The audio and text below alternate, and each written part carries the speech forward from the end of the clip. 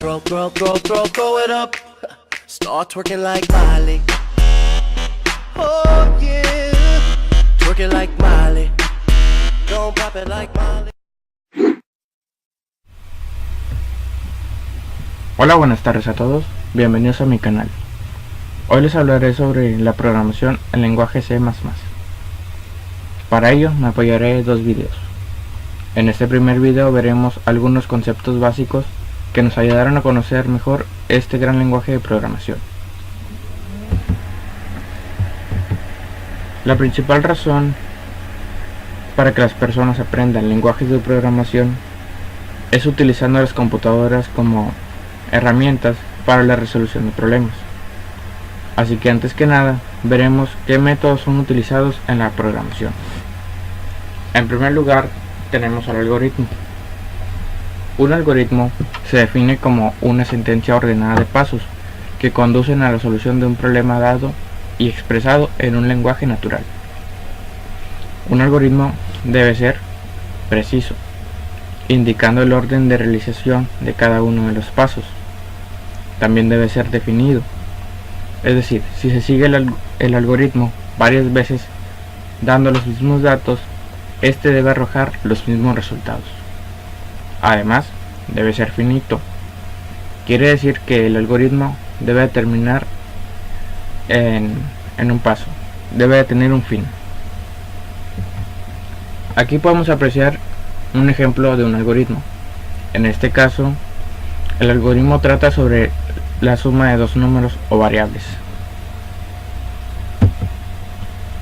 El siguiente es el diagrama de flujo. Un diagrama de flujo es una representación gráfica de los algoritmos. Esto es más antigua y a la vez más utilizada, aunque su empleo ha disminuido considerablemente, sobre todo desde la aparición del lenguaje de programación. Es un diagrama que utiliza símbolos, también conocidos como capas, y que tienen los pasos del algoritmo escrito en ellos. Estos símbolos están unidos por flechas, llamados también líneas de flujo. Estos indican la secuencia en que se deben de ejecutar. Podemos observar un ejemplo de un diagrama de flujo con sus respectivos símbolos. Podemos ver, déjenme apuntar con el láser. Este símbolo significa terminal, quiere decir que indica el inicio o la terminación del flujo del proceso. Lo podemos ver en esta figura, lo marca como inicio al igual que el final. También tenemos los diferentes. Aquí en esta imagen no se menciona, pero esta es para la entrada de las variables. Entran las variables, como podemos ver aquí, documento. Se refiere a un documento utilizado en el proceso. Se utiliza generalmente para que salga el proceso. El proceso es el resultado. En este ejemplo es A más B. El siguiente es el pseudocódigo. Este es un lenguaje de especificación de algoritmos que utiliza palabras reservadas y exige la indentación de alguna de las líneas. El pseudocódigo se concibió para superar las dos principales desventajas del diagrama de flujo. Estos eran lentos de crear y difíciles de modificar. Así que, a comparación del diagrama de flujo, el pseudocódigo es mucho mejor en estos, porque en caso de que una línea esté mal escrita o haya un error, es muy fácil modificarlo. El pseudocódigo comenzará siempre con la palabra inicio y terminará con la palabra fin. Cada vez que se coloque un comentario, este se representará con doble diagonal o barra. Podemos ver un ejemplo aquí. Empieza con proceso, que vendría siendo el inicio, y termina fin proceso, viene siendo el fin. Aquí se escribe todo el proceso más un comentario, siempre escrito con doble diagonal. Entrando de lleno en lo que es la programación en lenguaje C, se utilizan las librerías. ¿Qué son las librerías? Bueno, son archivos que contienen el código objeto de muchos programas que permiten hacer cosas comunes, como leer el teclado, escribir en pantalla, manejar números, realizar funciones matemáticas, etc. La sintaxis de una librería se muestran aquí. Puede ser almohadilla, include, signos de comparación más el nombre de la librería, o de igual manera puede ser almohadilla, include, entre comillas el nombre de la librería. Cualquiera de estas dos opciones es válida. Más adelante veremos unos ejemplos. También tenemos lo que es el tipo de datos. Existen varios tipos de variables y cada uno corresponde a un tamaño máximo de un número, un carácter o incluso una verdad. Cuanto mayor sea el número que pueda admitir, más espacio en memoria ocupará. Aquí podemos observar varios ejemplos. Tenemos los tipos de datos entero, que en lenguaje C++ se escribirían así: int. Tenemos entero largo, que viene siendo lo mismo, pero pues tiene un rango más amplio, se escribiría long. Por otra parte tenemos el decimal simple, simplemente se escribiría float. También tenemos el decimal doble, se escribe double. Este puede también admitir enteros. Y finalmente tenemos el carácter, que se escribiría char. Esto es básicamente para los caracteres, letras, incluso algunos signos.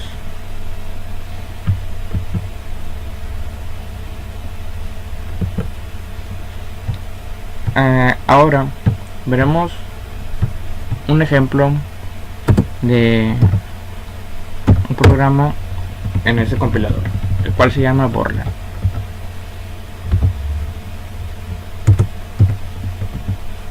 Como pueden observar aquí, tengo estas dos librerías. Existen muchas más, pero en estos videos me enfocaré solamente en estas dos. Más adelante sabrán la función de cada una.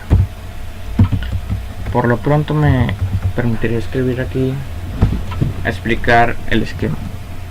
Después de haber ingresado a nuestras librerías, procedemos a abrir el cuerpo. La función principal es main, con abre y cierra paréntesis. Después procedemos a abrir el cuerpo del programa. Básicamente es con unas llaves. Esto marca el inicio y en esta llave contendrían todo el conjunto del programa, todo su cuerpo. Damos enter. Declaramos una variable tipo entero. En este caso haré un programa que sume dos números, como los ejemplos que vimos anteriormente. Declara una variable de tipo entero. Sería por ejemplo x, y la palabra suma. Enter. El indentado es importante para que se vea un poco mejor y más ordenado. Así que para dar indentados simplemente presionamos la letra Tab, tecla, perdón, y abrimos esto, cout, abre comillas, ingrese el primer número. Cuando abramos una línea, siempre debe terminar con punto y coma. Esto es para que no haya errores y puedan correr el programa con tranquilidad. Lo guardaremos en la variable x. Abrimos otro cout,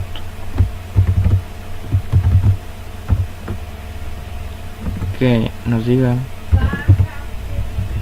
ingrese el segundo número.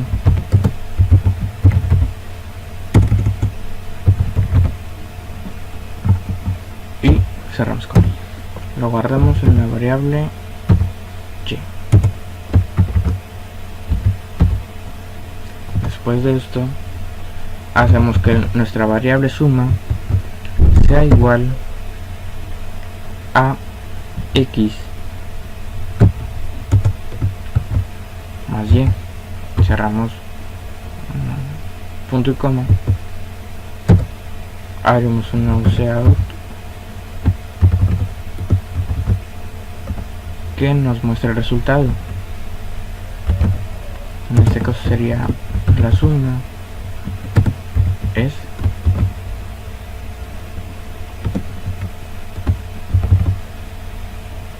y ponemos nuestra variable. Después seguiría esta parte. Después se les explicaré.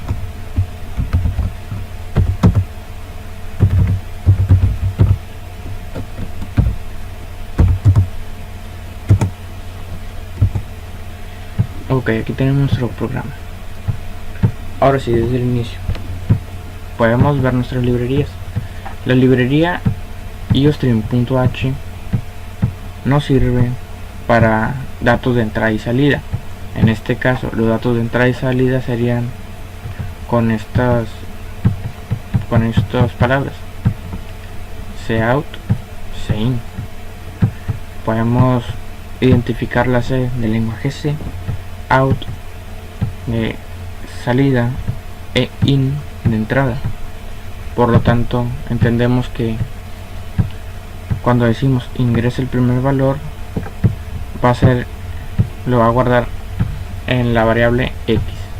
Si aquí el programa nos pide un primer valor, por ejemplo 5, se guardará en la variable x y ya tendremos un valor asignado para x. En la siguiente librería se llama conio.h. Esta librería nos sirve para que el programa se mantenga en pantalla junto con el get, ya que pues si no tenemos esto, el programa no se mantendrá en pantalla, se quitará inmediatamente. Podremos ver cómo corre. Ok, aquí está. Ingresamos el primer número, un ejemplo 6, otro 8, la suma es 14. Ahora, para que se vea un poco mejor, les explicaré cómo hacerlo. Cerramos esto. Podemos ingresar diagonal n dentro de estas comillas. Una cosa, todo lo que esté dentro de las comillas es lo que va a aparecer en pantalla. Como ven en la pantalla anterior, aparece ingresé el primer número tal cual como lo tengo aquí. Si esto estuviera fuera de comillas, me marcaría error o no lo mostraría. Así que si algo quieren que aparezca en pantalla, debe ser seguido esto con comillas, siempre con comillas, y al final obviamente con el punto y coma. Si queremos espaciar un poco, podríamos agregar diagonal t. Podemos ponerlo aquí y aquí. Eso significa que nos mostrará el mensaje y después hará una tabulación. Podemos verlo aquí. Como ven, aparece para escribir un poco más espaciado. 10.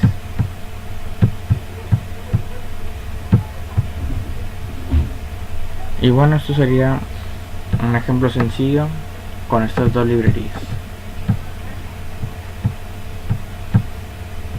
En el siguiente video mostraré unos ejemplos más complejos y nuevas sentencias. Los espero.